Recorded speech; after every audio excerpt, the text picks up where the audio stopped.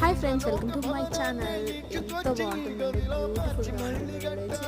And ఈ ఆకులతో పంది వేశారనమాట.